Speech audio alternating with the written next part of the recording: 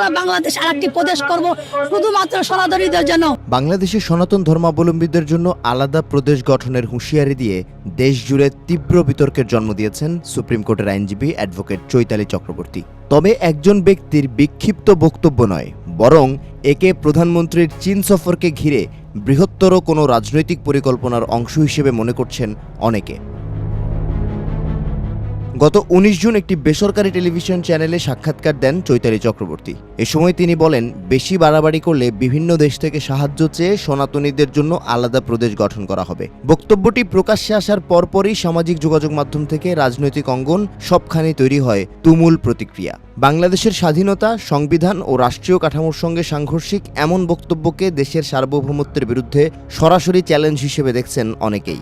সমালোচকদের দাবি, ধর্মীয় পরিচয়ের ভিত্তিতে আলাদা ভূখণ্ডের ধারণা কেবল রাজনৈতিক উস্কানি নয়, পাশাপাশি বহন করে রাষ্ট্রের অখণ্ডতার বিরুদ্ধে বিপজ্জনক বার্তা। বিতর্ক আরও গভীর হয়েছে চৈতালির অতীত রাজনৈতিক অবস্থানের কারণে। ৫ আগস্টের রাজনৈতিক পট পরিবর্তনের পর বিভিন্ন কর্মসূচিতে শেখ হাসিনাকে আবারও প্রধানমন্ত্রী হিসেবে ফিরিয়ে আনার পক্ষে কথা বলেন এই আইনজীবী। একই সঙ্গে পশ্চিমবঙ্গের বিজেপি নেতা শুভেন্দু অধিকারীর প্রশংসা করেও আলোচনায় আসেন তিনি। তাই চৈতালির সাম্প্রতিক বক্তব্যকে বিচ্ছিন্ন ঘটনা হিসেবে দেখতে নারাজ রাজনৈতিক বিশ্লেষকরা।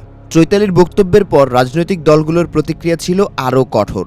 রাষ্ট্র সংস্কার আন্দোলনের সভাপতি অ্যাডভোকেট হাসনাত কাইয়ুম মনে করেন, প্রধানমন্ত্রীর চীন সফরকে কেন্দ্র করেই দেশে উত্তেজনা তৈরির অপচেষ্টা চলছে। তার ভাষায়, এ ধরনের কিছু ব্যক্তি নির্দিষ্ট এজেন্ডা নিয়ে মাঠে নামেন, পরিস্থিতি উত্তপ্ত করাই তাদের লক্ষ্য। একই ধরনের আশঙ্কা প্রকাশ করেছে এনসিপি, বিপ্লবী ওয়ার্কার্স পার্টি, এবি পার্টি এবং গণ অধিকার পরিষদের শীর্ষ নেতৃবৃন্দ। এই বিতর্কের মধ্যেই সম্প্রতি গুরুত্বপূর্ণ মন্তব্য করেন অ্যাডভোকেট রুহুল কবির রিজভী।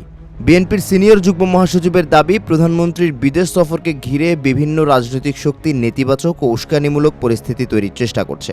তার মতে, শক্তিশালী পররাষ্ট্রনীতি গঠনের এই সময়টাতে নানা ধরনের চক্রান্ত সক্রিয় হয়ে উঠেছে। সবকিছু মিলিয়ে রাজনৈতিক পর্যবেক্ষকদের কাছে এখন সবচেয়ে বড় প্রশ্ন, চৈতালি চক্রবর্তীর বক্তব্য কি শুধুই ব্যক্তিগত মতামত, নাকি একটি বৃহত্তর ভূ রাজনৈতিক ও অভ্যন্তরীণ রাজনৈতিক কৌশলের অংশ? কারণ ঘটনাক্রম বলছে, বিতর্কিত এই মন্তব্য এসেছে এমন এক সময়ে যখন সরকারের আন্তর্জাতিক কূটনৈতিক তৎপরতা নতুন মাত্রা পাচ্ছে এবং দেশের রাজনৈতিক সমীকরণও দ্রুত পরিবর্তিত হচ্ছে।